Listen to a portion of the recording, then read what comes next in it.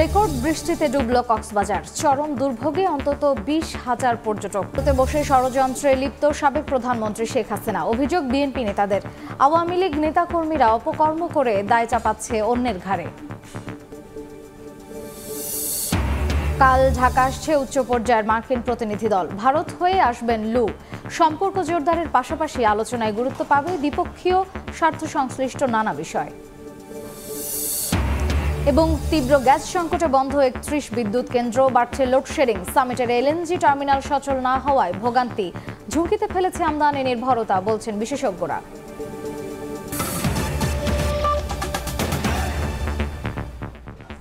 সময় সংবাদে সঙ্গে আছি আমি মার্জিয়া শ্রেয়া। রেকর্ড 501 মিলিমিটার বৃষ্টিতে ডুবে গেছে পর্যটন নগরী কক্সবাজার, যা এখন পর্যন্ত জেলার সর্বোচ্চ। বৃষ্টিতে হোটেল মোটেল জোনের পাশাপাশি পানি জমেছে অর্ধশত গ্রামের বসতবাড়িতেও। এতে চরম দুর্ভোগে পড়েছেন অন্তত 20,000 পর্যটক। এর মধ্যেই ভোরে সদর ও উখিয়ায় পাহাড় ধসে নিহত হয়েছেন নারী শিশুসহ 6 জন। এতে আতঙ্ক ছড়িয়ে পড়েছে স্থানীয়দের মাঝে। মোহাম্মদ ফরাজের ক্যামেরায় বিস্তারিত জানাচ্ছেন সুজাউদ্দিন রুবেল। ভারী বৃষ্টিতে ডুবে আছে কক্সবাজার, চারদিকে শুধু পানি আর পানি। তলিয়ে আছে পর্যটন জোন কলাতলির হোটেল মোটেল এলাকা, সৈকতের লাবণী পয়েন্ট থেকে সুগন্ধা পয়েন্ট সহ বিভিন্ন এলাকা।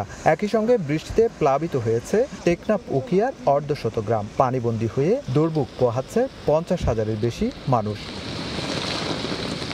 মৌসুমি বায়ুর প্রভাবে কক্সবাজারে গত 24 ঘন্টায় 501 মিলিমিটার বৃষ্টিপাত রেকর্ড করা হয়েছে, যা এখন পর্যন্ত কক্সবাজারের সর্বোচ্চ বৃষ্টিপাত। এর আগে 467 মিলিমিটার বৃষ্টিপাত হয় 2015 সালে। ঘরবাড়ি, বাজার, দোকান দাম সব কিছু এখন দোকানও যে চলাফেরার জন্য যাতায়াতের অনেক কষ্ট হচ্ছে আর কি। গতকালকে আমি সারা রাত ঘুমাতে পারি নাই, ঘরের মধ্যে পানি এই এক বেত হয়ে গেছে। এখন রোডের মধ্যে গাড়িগুলো এখন চলাচল করতে পারছে না। ঘোরার জন্য আসলাম এখানে, মানে ওইরকম ঘুরতে পারতেছি না। থাকার ইচ্ছা ছিল আরো কয়েকদিন, এখন আজকে ব্যাগ যাবো আবার ঢাকা। অফিস থেকে শুরু করে রেস্টুরেন্ট সবকিছুতেই পানি। এই মুহূর্তে কক্সবাজার শহরের জাম্বুর মোড়ে আছেন রিপোর্টার সুজাউদ্দিন রুবেল এবং চট্টগ্রাম নগরের বৃষ্টির খবর জানাতে আগ্রাবাদ এলাকায় আছেন রিপোর্টার ফেরদৌস লিপি। সরাসরি প্রথমে যাচ্ছি রুবেলের কাছে।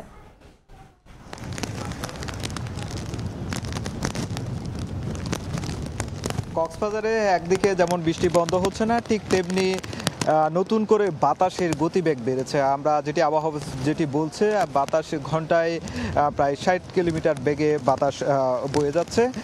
আর আবহাওয়া যেটি বলেছে, কক্সবাজার আবহাওয়া অফিসের ইতিহাসে গতকাল 3টা থেকে আজ 3টা পর্যন্ত 501 মিলিমিটার বৃষ্টিপাত রেকর্ড করা হয়েছে, যেটি সর্বোচ্চ বৃষ্টিপাত। এর আগে 2015 সালে কক্সবাজারে 467 মিলিমিটার বৃষ্টিপাত রেকর্ড করা হয়েছিল বলে কক্সবাজার আবহাওয়া জানিয়েছে। তবে যে বৃষ্টিপাত শুরু হয়েছে সেটি শুধু আজ নয়, আগামীকালও এই বৃষ্টিপাত অব্যাহত থাকতে পারে। এবং এই যে তুমুল বৃষ্টির কারণে কক্সবাজার শহরের 90% এলাকা এখন অনেকটাই পানিতে নিমজ্জিত। আমরা এখন যেখানে দাঁড়িয়ে রয়েছে এটি গুরুত্বপূর্ণ একটি সড়ক, যেখানে ডিসির বাংলো রয়েছে, সিভিল সার্জন কার্যালয় রয়েছে, পাশাপাশি সরকারি বিভিন্ন দপ্তর রয়েছে। সেই দপ্তরের সামনে যে আপনারা দেখতে পাচ্ছেন রাস্তাঘাটগুলো অনেকটাই ডুবে রয়েছে। সেই ডুবে যাওয়া রাস্তার দিয়েই গাড়ি, সামান্য কিছু গাড়ি চলাচল করছে। এই অবস্থা সকাল থেকে, আসলে গতকাল থেকে যে বৃষ্টিপাত শুরু হয়েছে সেটি এখনও পর্যন্ত শেষ হয়নি। এবং বৃষ্টিপাতের সাথে সাথে ভারী বাতাস, যেহেতু বাতাসের গতিবেগও বেড়েছে। আর কক্সবাজার আবহাওয়া যেটি বলছে, কক্সবাজারকে 3 নম্বর সতর্ক সংকেত দেখিয়ে যেতে বলা হয়েছে। এবং এই সাগরের যে উচ্চ জোয়ার সেটি অব্যাহত রয়েছে। আর কক্সবাজারে গতকাল থেকে যে ভারী বৃষ্টিপাত, এই বৃষ্টিপাতের কারণে কক্সবাজারে এরই মধ্যে কক্সবাজারের দক্ষিণ ডিকুল এলাকায় পাহাড় ধসে একই পরিবারের 3 জনের মৃত্যু হয়েছে এবং রোহিঙ্গা ক্যাম্পেও আরও 3 জনের মৃত্যু হয়েছে। এভাবে কিন্তু যখন ভারী বৃষ্টিপাত হয় কক্সবাজারে একটি পাহাড় ধসের আশঙ্কা থেকে থাকে। সেই আশঙ্কা থেকে আজকে কিন্তু আমরা লক্ষ্য করেছি যে 6 জনের মৃত্যু হয়েছে। চলতি মৌসুমে কক্সবাজারে প্রায় 25 জনের অধিক পাহাড় ধসে মৃত্যু হয়েছে। আর আমরা যেটি লক্ষ্য করছি, যেহেতু বৃষ্টিপাত এখনো অব্যাহত রয়েছে, সেক্ষেত্রে বৃষ্টিপাতের কারণেই কিন্তু পাহাড় ধসের একটি আশঙ্কা রয়েছে, যার কারণে গতকাল থেকে যে মাইকিং শুরু হয়েছে সেটি আজকেও আমরা দেখতে পাচ্ছি। শহরের যে 12টি ওয়ার্ড রয়েছে এবং পাশাপাশি রোহিঙ্গা ক্যাম্পগুলো রয়েছে সেখানে মাইকিং করা হচ্ছে, যাতে পাহাড়ের পাদদেশে যারা ঝুঁকিপূর্ণভাবে বসবাস করছে সেই ঝুঁকিপূর্ণ বসবাসকারীদের সরিয়ে যেতে যেহেতু সচেতন করা হচ্ছে, একই সঙ্গে আশ্রয় কেন্দ্র খোলা হয়েছে, যাতে দ্রুত সময়ের মধ্যে যারা খুবই ঝুঁকিপূর্ণ রয়েছে তাদেরকে সরিয়ে আনা যায়। জেলা প্রশাসনের পক্ষ থেকে এটি বলা হয়েছে। তো এই ছিল আমার কাছে কক্সবাজার থেকে সবশেষ। আমরা এখন চলে যাচ্ছি চট্টগ্রামে আমাদের সহকর্মী ফেরদৌস লিপির কাছে। চট্টগ্রাম নগরীতে মূলত দুপুরের পর থেকে বৃষ্টি শুরু হয়। ভারী বর্ষণ না হলেও মাঝারি যে বর্ষণ সেটা হয় এবং এই বৃষ্টিটা কিন্তু থেমে থেমে হচ্ছে। কিন্তু তারপরেও আমরা দেখেছি যে চট্টগ্রাম নগরীর যেসব নিম্ন অঞ্চল আছে সেখানে কিছুটা জলজট কিংবা জলাবদ্ধতার সৃষ্টি হয়েছে এবং তার মূলত কারণ হচ্ছে মাঝারি যে বৃষ্টিপাত তার সঙ্গে কিন্তু যুক্ত হয়েছে জোয়ার। ফলে যেসব এলাকা একটু নিচু সেসব এলাকায় পানি উঠেছে এবং চট্টগ্রামে এই মুহূর্তে আমরা যেখানে দাঁড়িয়ে আছি আগ্রাবাদ, এটা হচ্ছে বাণিজ্যিক এলাকা এবং এই বাণিজ্যিক এলাকায় যারা আছেন তারা বলছেন যে অল্প বৃষ্টিতেই কিন্তু এইসব এলাকায় কিন্তু পানি উঠে যায়। মূলত আসলে নালা নর্দমা পরিষ্কার না করা এবং যে ধরনের জলাবদ্ধতা নিরসন প্রকল্পের কাজ চলছিল, বিভিন্ন সংস্থা কিন্তু চট্টগ্রাম নগরীতে জানেন যে কাজ করছিল, সেই কাজগুলো শেষ না হওয়ার কারণেই কিন্তু আসলে এই যে সামান্য বৃষ্টিতে যে জলাবদ্ধতা সেটা সৃষ্টি হয়েছে। এবং আমরা ঘুরে ঘুরে দেখেছি আগ্রাবাদ, সিরিয়া আবাসিক এলাকা, 2 নম্বর গেট এবং চকবাজারের কিছু কিছু এলাকায় পানি উঠেছে এবং যেহেতু ছুটির দিন তারপরেও কিন্তু মানুষজন যারা নিজেদের প্রয়োজনীয় ব্যক্তিগত কাজে বের হয়েছেন তাদের কিন্তু বেশ বিড়ম্বনায় পড়তে হয়েছে। সকালের দিকে যেহেতু বৃষ্টি ছিল না, তারপরেও আমরা দেখেছি যে মেঘলা ছিল এবং বৃষ্টিটা শুরু হয় 2টার পর থেকে এবং একদম যে টানা বৃষ্টি হয়েছে সেটা না, কিন্তু থেমে থেমে মাঝারি বৃষ্টি হয়েছে। সেই বৃষ্টিতেই কিন্তু এই যে জলাবদ্ধতা সেটা সৃষ্টি হয়েছে এবং তারা বলছেন যে আসলে বিগত আওয়ামী লীগ সরকার এই জলাবদ্ধতার জন্য হাজার হাজার কোটি টাকার প্রকল্প নিয়েছে এবং সেই প্রকল্পের কাজগুলোর সুফল কিন্তু সাধারণ মানুষ পায়নি এবং জলাবদ্ধতার হাত থেকে কিন্তু আসলে নগরবাসীর যেই মুক্তি সেটা পায়নি। এবং আবহাওয়া অফিস থেকে বলা হচ্ছে যে আসলে আগামী 3-4 দিন চট্টগ্রাম সহ আশপাশে এলাকায় কিন্তু মাঝারি এবং ভারী বর্ষণের একটা সম্ভাবনা আছে, সেই সঙ্গে পাহাড় ধসেরও একটা সম্ভাবনা আছে। আমরা দেখেছি সংশ্লিষ্ট যে সংস্থাগুলো আছে সেখানে তারা কিন্তু পাহাড়ে বসবাসকারী অর্থাৎ যারা ঝুঁকিপূর্ণ বসবাসকারী তাদেরকে কিন্তু সরে যাওয়ার তাগিদ দিয়েছে। তো এই ছিল আমার কাছে চট্টগ্রাম থেকে এখনো পর্যন্ত যে বৃষ্টির সর্বশেষ। বৃষ্টি এবং জলাবদ্ধতার সবশেষ খবর জানতে সরাসরি ছিলাম চট্টগ্রাম এবং কক্সবাজারে। অন্য প্রসঙ্গ, দেশে ফিরেছেন সংযুক্ত আরব আমিরাতে বিক্ষোভে অংশ নিয়ে ক্ষমা পাওয়া আরও 26 বাংলাদেশি দেশে ফিরেছেন। এই মুহূর্তে হযরত শাহজালাল আন্তর্জাতিক বিমানবন্দরে আছেন রিপোর্টার আসিফ সিয়াম। সরাসরি যাচ্ছি তার কাছে।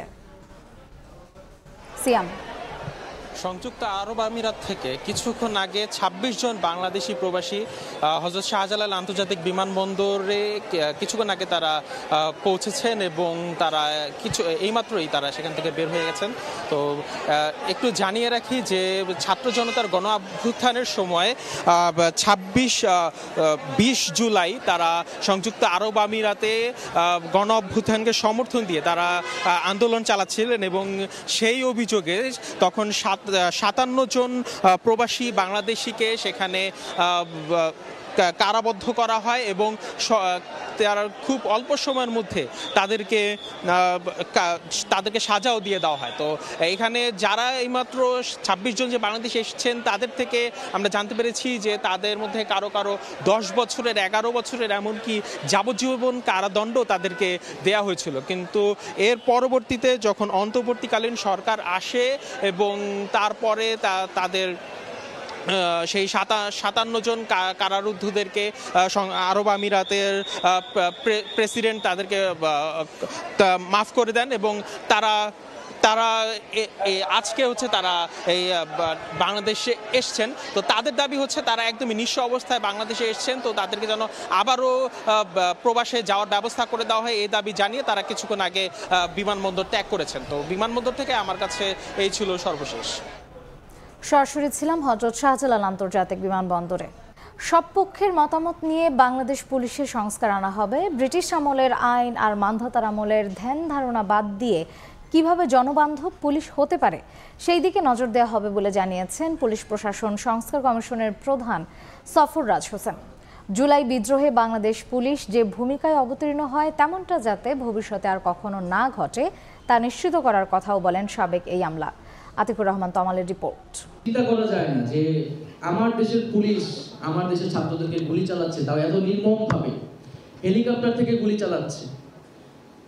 আজকে সেই নির্মমতার গল্প কিন্তু পুরো পৃথিবী জানে, এবং পুরো পুলিশ বাহিনীকে এমনভাবে ব্যবহার করা হয়েছে যে আজকে পর্যন্ত এই নতুন সরকার আসার পরেও কিন্তু এই পুলিশ আত্মবিশ্বাসের সাথে দাঁড়াতে পারছে না।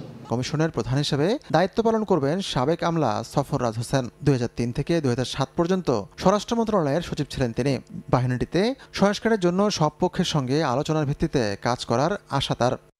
প্রায় 30-32 বছর চাকরি করছি পুলিশের সঙ্গে, যেটুকু আমার অভিজ্ঞতা আছে আমি একই সঙ্গে চেষ্টা করবো যে পুলিশের রিফর্মসের মাধ্যমে যাতে দেশের এবং জনগণের সবাই মিলে আলোচনা করে আপনাদের সাথে পরামর্শ করবো, স্টেক হোল্ডার তাদের সাথে কথা বলেই আমরা একটা সুপারিশ তৈরি করবো। 1-1.5 মাসে যেটা হয়েছে এটা যেন ভবিষ্যতে যাতে না হয় এটা আমরা চেষ্টা করবো।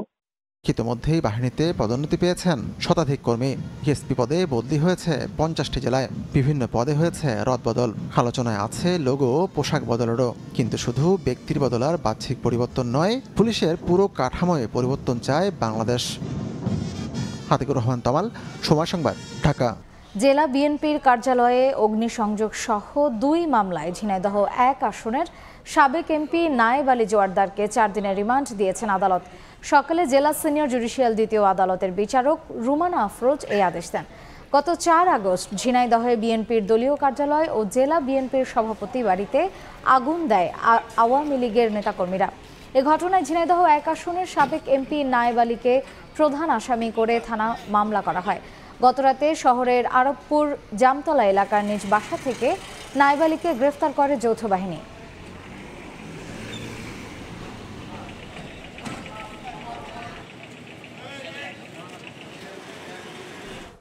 সময় সংবাদে আরো থাকছে। পবিত্র ঈদে মিলাদুন্নবীর 2 দিন আগে রাজধানীতে বর্ণাঢ্য জশ্নে জুলুস, নানা শ্রেণী পেশার হাজারো মুসল্লির ঢল, মানবতার বার্তা ছড়িয়ে দেওয়ার আহ্বান।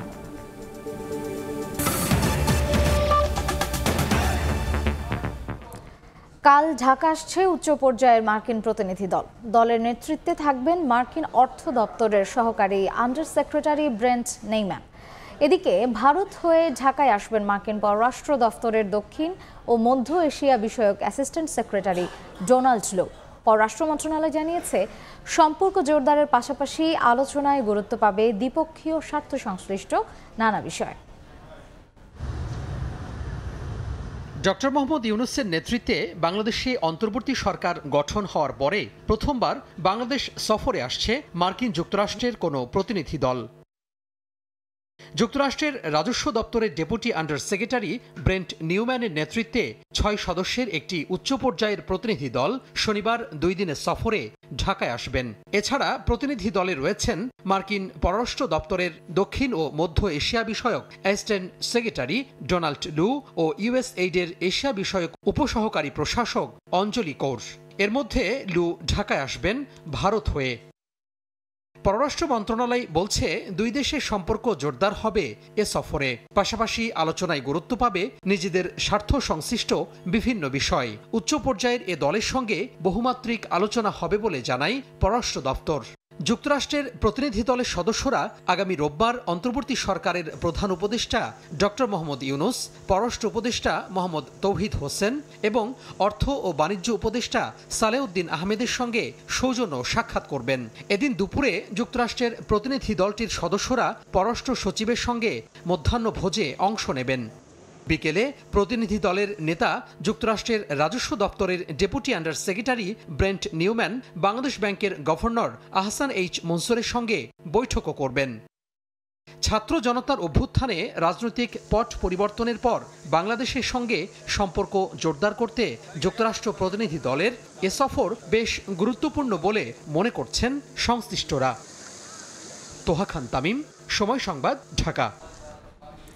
ছাত্র জনতার অভ্যুত্থানে ফ্যাসিবাদের পতন হলেও দেশের মানুষের বিজয়কে নস্যাৎ করার ষড়যন্ত্র চলছে বলে মন্তব্য করেছেন বিএনপি মহাসচিব মির্জা ফখরুল ইসলাম আলমগীর। বিকেলে বেগম খালেদা জিয়ার সাবেক সহকারী প্রেস সচিব ও সাংবাদিক মুশফিকুল ফজল আনসারীর সংবর্ধনা অনুষ্ঠানে এই কথা বলেন তিনি। মুশফিক এবং মুশফিকের সঙ্গে আরো অনেকে এই দেশে থাকতে পারেনি এই ফ্যাসিবাদী হাসিনার অত্যাচারের নির্যাতনের কারণে। তারা লড়াই করেছে বাইরে গিয়ে, আমরা লড়াই করেছি ভেতরে, এবং বিজয় অর্জন করেছি আমাদের ছাত্র জনতার যে একটা অভূতপূর্ব গণ অভ্যুত্থান, সেই গণ অভ্যুত্থানের মধ্য দিয়ে। কিন্তু এই বিজয় তখনই আপনার সুসংগত হবে যদি আমরা এটাকে ধরে রাখতে পারি। আমাদের যে ঐক্য সৃষ্টি হয়েছিল সেই ঐক্যকে যদি আমরা অটুট রাখতে পারি, আজকে খুব সুপরিকল্পিতভাবে এই ঐক্যকে বিনষ্ট করবার একটা চক্রান্ত চলছে, সেটাকে আমাদেরকে আবার রুখে দিতে হবে। এর আগে সকালে আলাদা অনুষ্ঠানে বিএনপির নেতারা অভিযোগ করে বলেন, ভারতে বসে শেখ হাসিনা এখনও দেশবিরোধী ষড়যন্ত্র করছেন। তারা বলেন, অস্থিরতা তৈরি করে আওয়ামী লীগ দেশকে অকার্যকর রাষ্ট্র বানাতে চাইছে। এ সময় বিএনপিকে নিয়ে বৈষম্য বিরোধী ছাত্র আন্দোলনকারীদের সমালোচনার জবাবে তাদের সংযত হয়ে কথা বলার আহ্বান জানান দলটির সিনিয়র নেতারা।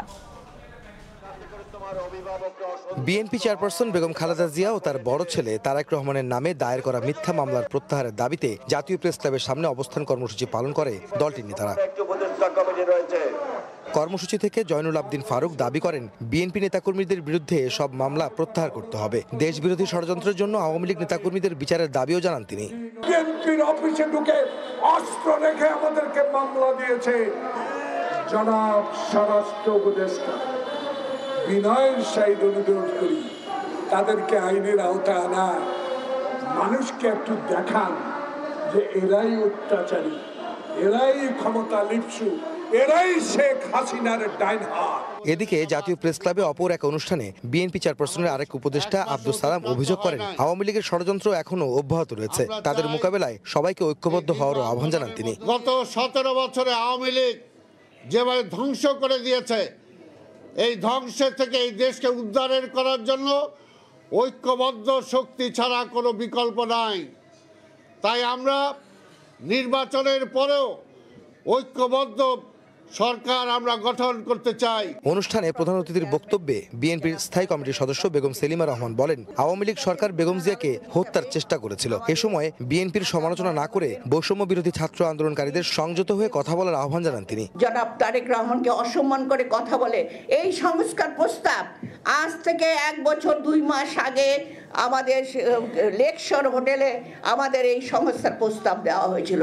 আজকে যখন একজন ছাত্রের নেতা বলে যে এই প্রস্তাব আমরা যা বলি তারেক রহমান তাই বলে, কি ভয়ানক কথা। আজকে যদি আপনারা ঐক্যবদ্ধ না থাকতে পারেন, তাহলে আপনারা এই কথা কি করে বলেন? আমরা তো আপনাদেরকে অসম্মান করছি না, আপনারা আমাদের নবীন প্রজন্ম, আপনারাই তো দেশটাকে গড়ে তুলবেন। আওয়ামী লীগের অনুপ্রবেশকারীরা নানা অপকর্ম করে বিএনপির ঘাড়ে দায় চাপাচ্ছে বলেও অভিযোগ করেন দলটির নেতারা। তার সন্তানদের নেমে মাঠে। আহমেদ সালেহিন, সময় সংবাদ, ঢাকা। রক্ষণাবেক্ষণ শেষে 3.5 মাসেও সামিটের এলএনজি টার্মিনাল সচল না হওয়ায় তীব্র সংকটে জ্বালানি খাত। গ্যাসের অভাবে বন্ধ দেশের অর্ধেক সার কারখানা, 31 বিদ্যুৎ কেন্দ্র। নেতিবাচক প্রভাব পড়ছে শিল্প কারখানায়। বিশেষজ্ঞরা মনে করেন, নিজস্ব উৎসে জোর না দিয়ে আমদানি নির্ভরতা ভয়াবহ ঝুঁকিতে ফেলেছে জ্বালানি খাতকে। ফারুক ভূঁইয়া রবিনের রিপোর্ট। রাজধানীর তেজগাঁওয়ের 7 রাস্তা মোড় এলাকা, যেদিকে চোখ যায় গ্যাসের জন্য ঠাঁই দাঁড়িয়ে সারি সারি গাড়ি। গরমে হাঁসফাঁস অবস্থা, তবু অপেক্ষা ঘন্টার পর ঘন্টা। আর এটি এখন দেশে জ্বালানি পরিস্থিতির প্রতীকী রূপ। 4টা পাম্প ঘুরে আসছে এখানে, একটা পাম্পে কমপক্ষে 1.5 থেকে 200 গাড়ি আছে। ঘন্টার পর ঘন্টা আমরা রাস্তায় পড়ে থাকি গ্যাসের জন্য। আগে গ্যাস লইতে আমাদের সর্বোচ্চ লাগতো 20 মিনিট সময়, এখন লাগে 2 থেকে 3 ঘন্টা সময়। 3 ঘন্টা 4 ঘন্টা ধরে যদি আমরা গ্যাস নেই, তাহলে আমরা ডিউটি কখন করবো? পেশেন্ট নাই, 100, 120, 30, আগে ছিল 180, 200 পেশেন্ট ছিল। যেই গ্যাস পাবো সর্বোচ্চ 4 ঘন্টা থেকে 5 ঘন্টা চলবে, আবার গ্যাসের সিরিয়াল। গাড়ির জামাটা উঠাইতে পারি না, নিজের বেতন তো দূরের কথা। কেবল যানবাহনই নয়, অন্যান্য খাতেও সংকট তীব্র। চাহিদার তুলনায় অর্ধেক গ্যাসও যোগান দেওয়া যাচ্ছে না সার কারখানায়। এতে দেশে বর্তমানে 6 সার কারখানার 3টিরই উৎপাদন বন্ধ। একই অবস্থা বিদ্যুতের ক্ষেত্রেও। বর্তমানে দেশে বেড়ে চলা লোডশেডিং এর অন্যতম কারণ গ্যাসের তীব্র সংকট। বিদ্যুৎ কেন্দ্রগুলোতে চাহিদার বিপরীতে গ্যাস দেয়া যাচ্ছে মাত্র ৩৮% মতো। ফলে কেবল গ্যাসের অভাবেই বন্ধ ৩১ বিদ্যুৎ কেন্দ্র।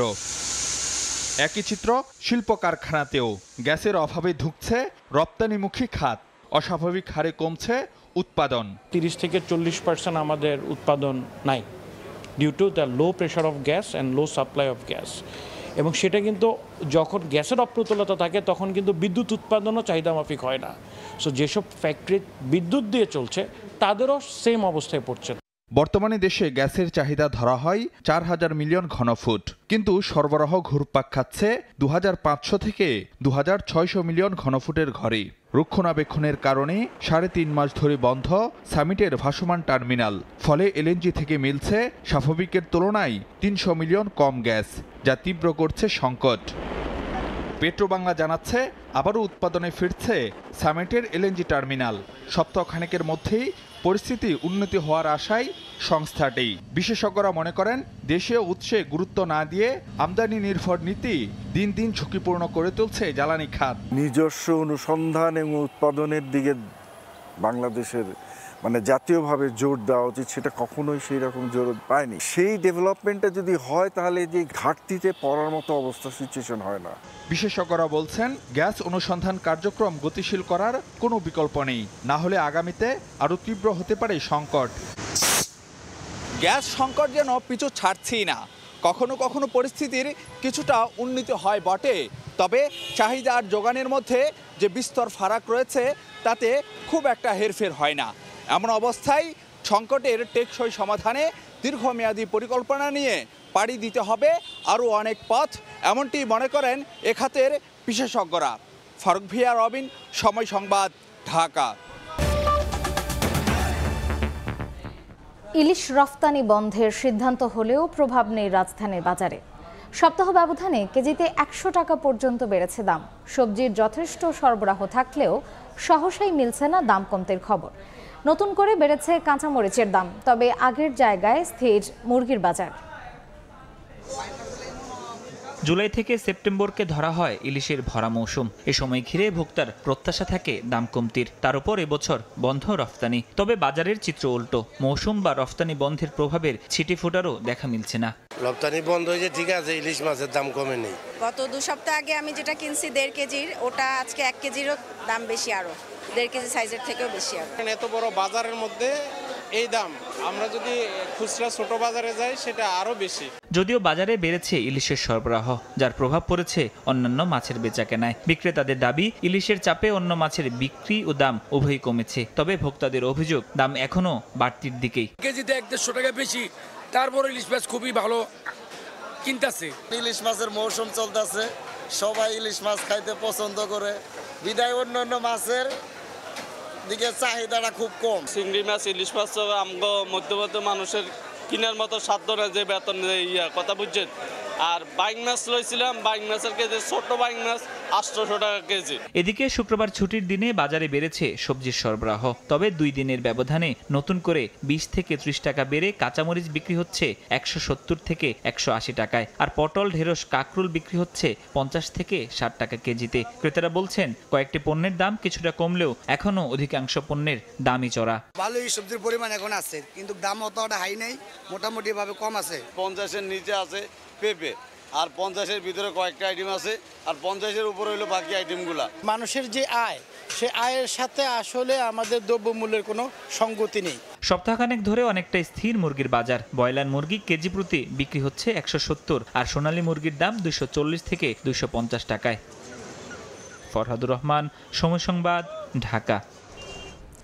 পণ্য পরিবহনে ঢাকা চট্টগ্রাম মহাসড়কে চাপ কমাতে নৌপথ ব্যবহারের সম্ভাবনা থাকা সত্ত্বেও তা কাজে লাগানো হয়নি। অথচ ঢাকা ভিত্তিক পণ্য ডেলিভারি নিতে কেরানীগঞ্জের পানগাঁও টার্মিনাল যেমন সচল রাখা হয়েছে, তেমনি কন্টেইনার পরিবহনের অনুমতি পেয়েছে অন্তত ১২টি প্রতিষ্ঠান। এরপরও এই রুটে কন্টেইনার পরিবহন সক্ষমতার অর্ধেকে নেমে এসেছে। এই অবস্থায় আগামী রোববার জাহাজ মালিকদের সঙ্গে বৈঠকে বসতে যাচ্ছে চট্টগ্রাম বন্দর কর্তৃপক্ষ। সাক্ষাৎকার ছবিতে বিস্তারিত জানাচ্ছেন কমল দে। চলতি বছরের আগস্ট মাসের ভয়ঙ্কর বন্যায় ঢাকা চট্টগ্রাম মহাসড়ক দিয়ে যানবাহন চলাচল বন্ধ ছিল 20 দিনের বেশি। এই সময়ে পণ্যবাহী হাজার হাজার ট্রাক, কাভার্ড ভ্যান এবং কন্টেনারবাহী লরি যেমন রাস্তায় আটকা পড়েছিল, তেমনি বিপর্যয় নেমে আসে আমদানি রপ্তানি বাণিজ্যে।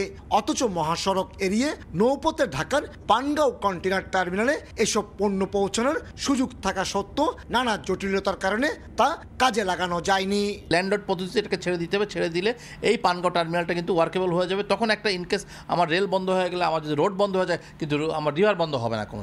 চট্টগ্রাম বন্দর থেকে ঢাকার পানগাঁও রুটে সরাসরি কন্টেনার পরিবহন শুরু হয় 2013 সালে।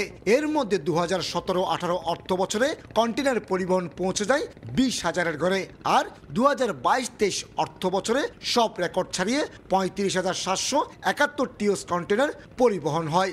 এই রুটে কন্টেনার পরিবহন বাড়াতে নেওয়া হয়েছে জাতীয় রাজস্ব বোর্ডের অনুমতি। তারপরও গতি না আসায় আগামী রোববার পানগাঁও কন্টেনার টার্মিনালে জাহাজ মালিকদের সঙ্গে জরুরি বৈঠকে বসতে যাচ্ছে চট্টগ্রাম বন্দর কর্তৃপক্ষ। এই বিষয়টাকে আগ্রহী করার জন্য কি প্রণোদনা দেওয়া যায় বা কিভাবে ব্যবসায়ীদেরকে আগ্রহী করা যায় এই পানগাঁওটাকে যেন ফুললি ইউজ করে। এরই মধ্যে 12টি প্রতিষ্ঠান কন্টেনার পরিবহনের অনুমতি পেল। বর্তমানে মাত্র 3টি প্রতিষ্ঠানে 60টি জাহাজ কন্টেনার পরিবহন করছে। Cost related issue, freight related issues এবং আদার যে চ্যালেঞ্জগুলো আছে, এইসব কারণে শিপিং লাইনগুলো যেমন পানগাঁওয়ের ব্যাপারে ইন্টারেস্টেড না, একইভাবে কনসাইনিরাও কিন্তু ইন্টারেস্টেড না। চট্টগ্রাম বন্দর পানগাঁও রুটে চলাচলের জন্য অনুমতি পাওয়া প্রতিটি জাহাজে 280 থেকে 300 কন্টেনার পরিবহনের সক্ষমতা রয়েছে। সড়কপথের চাপ কমাতে এই নৌপথের কোনো বিকল্প নেই, এমনটি বলছেন বন্দর ব্যবহারকারীরা।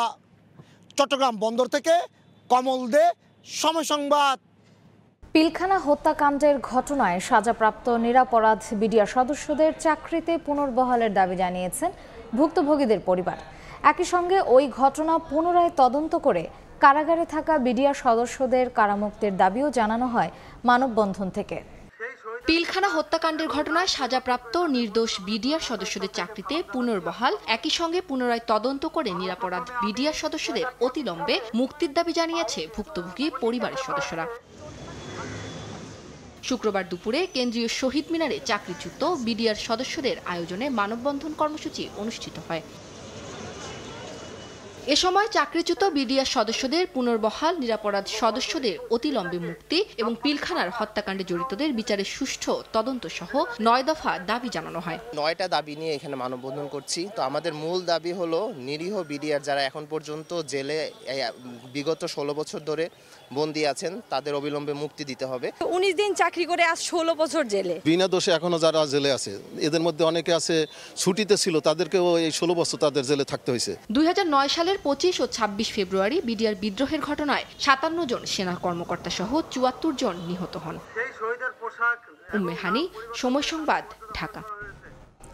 2023 সালের 10 নভেম্বর জাতীয় শিক্ষাক্রম 2021 বাতিলের আন্দোলনে দায়ের করা রাষ্ট্রদ্রোহের মামলা প্রত্যাহারের দাবি জানিয়েছে সম্মিলিত শিক্ষা আন্দোলন।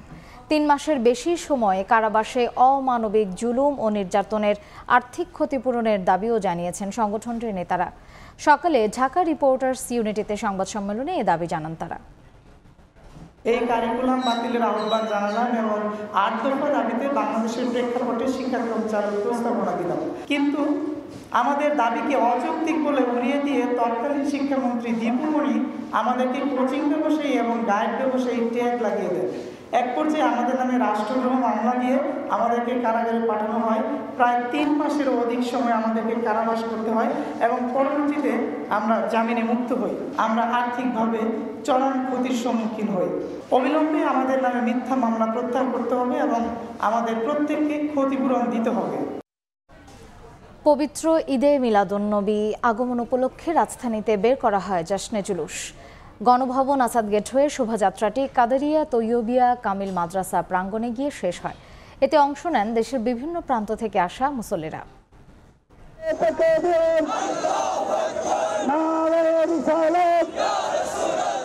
নাতে রাসূল, দরুদ সালাম এবং নারায়ে রিসালাত স্লোগানে মুখর রাজধানী। মুসলিমদের মুক্তির দিশারি হযরত মুহাম্মদ সাল্লাল্লাহু আলাইহি সাল্লামকে স্মরণেই এই বিশাল আয়োজন। জাহিলিয়াতের যুগে মানবতা যখন ঘোর অন্ধকারে, ঠিক তখনই সৃষ্টিকুলের জন্য মহান আল্লাহ তাআলা প্রেরণ করেন হযরত মুহাম্মদ সাল্লাল্লাহু আলাইহি সাল্লামকে। তার আগমনে মানবতা ফিরে পায় নতুন এক জীবন।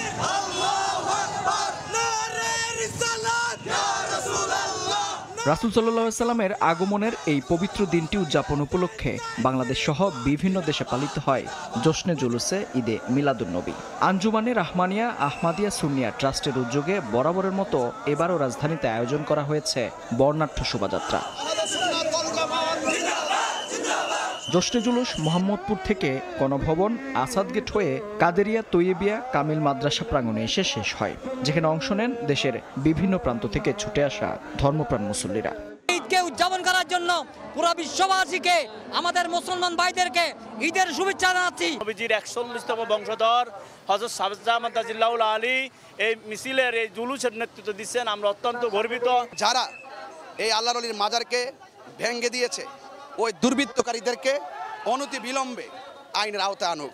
১৯৭৪ সালে বাংলাদেশে সর্বপ্রথম এই জশ্নে জুলুসের আয়োজন করা হয়। এবার ছিল তার ৫১তম আয়োজন। মেহেদী হাসান, সময় সংবাদ, ঢাকা। ৬ মাস কারাবন্দী থাকার পর অবশেষে জামিন পেলেন দিল্লির মুখ্যমন্ত্রী অরবিন্দ কেজরিওয়াল। শুক্রবার তার জামিন মঞ্জুর করেন ভারতের সুপ্রিম কোর্ট। জামিনে জেল থেকে ছাড়া পেলেও আপাতত অফিস করতে পারবেন না তিনি, স্বাক্ষর করতে পারবেন না কোনো ফাইলে। আবগারি দুর্নীতি মামলায় গেল ২১ মার্চ ইডির হাতে গ্রেফতার হন আম আদমি পার্টির শীর্ষ নেতা কেজরিওয়াল। ১২ জুলাই সেই মামলায় জামিন পাওয়ার সঙ্গে সঙ্গে সিবিআই তাকে গ্রেফতার করে, যেতে হয় কারাগারে। অবশেষে সর্বোচ্চ আদালত থেকে জামিন পেলেন কেজরিওয়াল।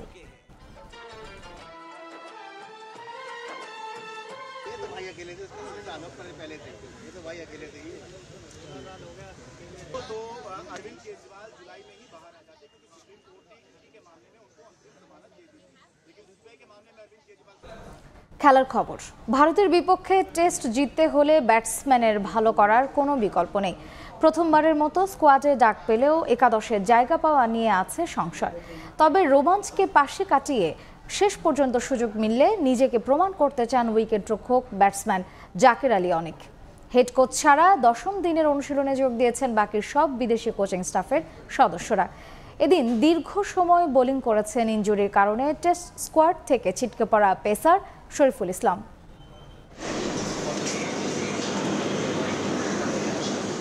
শরতের বেখেয়ালি আকাশে রোদ মেঘের লুকোচুরি, তাতে কালক্ষেপণ হয়েছে অনুশীলনে। বৃষ্টি বাগড়া দিয়েছে ২ দফা। ১০ম দিনের অনুশীলনে এই ছবিটা আলাদা। বিদেশি কোচিং স্টাফের সব সদস্যরা যোগ দিয়েছেন এদিন। হেড কোচ চান্ডিকা আসবেন শনিবার মধ্যরাতে। টাইগার পেস বিপ্লবের সম্মুখ সারির যোদ্ধা তাসকিনের সঙ্গে লোকাল কোচ তারেক আজিজ খান। নেটে ঢাকা এক্সপ্রেসের বরাবরই হচ্ছিল ওভার স্টেপিং। তারেকের টোটকায় পরের বলটাই দুর্দান্ত, ব্যাটসম্যান পর্যদস্ত। ইনজুরিতে টেস্ট স্কোয়াডে না থাকলেও টি-20 সিরিজে যে থাকছেন শরীফুল, এদিন তার টানা বোলিং দিয়েছে সেই নিশ্চয়তা। তবে প্রথমবারের মতো টেস্ট স্কোয়াডে জায়গা মিললেও একাদশের জাকের আলী অনিকের জায়গা পাওয়া নিয়ে নিশ্চয়তা নেই। তবুও লুকাননি নিজের রোমাঞ্চ। 2 ফরম্যাটের জন্যই প্রিপারেশন রাখছি, তো এখন শুধু মাইন্ডসেটটা চেঞ্জ করতে হবে ফরম্যাট অনুযায়ী। আমার দায়িত্ব যে আমি আমার বেস্ট পারফরমেন্সটা করব। তাদেরকে নিয়ে অবশ্যই পরিকল্পনা চলতেছে, যারাই খেলবে, তো নিজের প্ল্যান অনুযায়ী খেলার চেষ্টা করব। হ্যাঁ, অবশ্যই চ্যালেঞ্জ থাকবে, বাট এই চ্যালেঞ্জের মধ্যে যদি রান করা যায় আমার মনে হয় যে অনেক ভালো কিছু হবে। পেস ইউনিটের পাশাপাশি এদিন আলাদা কাজ হয়েছে ব্যাটিং ইউনিট নিয়েও। ভারতের বিপক্ষে টেস্ট জিততে যে এই বিভাগেই ভালো করার কোনো বিকল্প নেই। আমরা স্ট্রাগল করি ব্যাটিংয়ে। ব্যাটিং যখন খারাপ হয় তখনই আমরা ম্যাচগুলো লুজ করে ফেলি। বলাররা ম্যাক্সিমাম টাইম সাপোর্ট করে। ব্যাটিংটা যদি আমরা ভালো করতে পারি তো এটা আমাদের জন্য খুবই ভালো হবে। যেহেতু আমরা লাস্ট সিরিজটা খুবই ভালো গিয়েছে, সেই কনফিডেন্সটা অবশ্যই থাকবে। আমার কাছে মনে হয় যে এই বছরও আমাদের চেষ্টা থাকবে যে আমরা যেন যেটা কখনো আগে করতে পারিনি এজ এ টিম, এটা করার চেষ্টা থাকবে। চেন্নাইয়ের বিমান ধরার আগে শনিবার শেষবারের মতো অনুশীলন করবেন টাইগাররা। চিদাম্বরমে 19 সেপ্টেম্বর 2 ম্যাচ সিরিজের প্রথম টেস্ট। মাহবুব রিমন, সময় সংবাদ, ঢাকা। সময় সংবাদের শীর্ষ সংবাদগুলো জানিয়ে দিচ্ছি আরেকবার। রেকর্ড বৃষ্টিতে ডুবল কক্সবাজার, পানিবন্দী হাজার হাজার মানুষ। এবং কাল ঢাকা আসছে উচ্চ পর্যায়ের মার্কিন প্রতিনিধি দল, ভারত হয়ে আসবেন লু। সম্পর্ক জোরদারের পাশাপাশি আলোচনায় গুরুত্ব পাবে দ্বিপক্ষীয় স্বার্থ সংশ্লিষ্ট নানা বিষয়।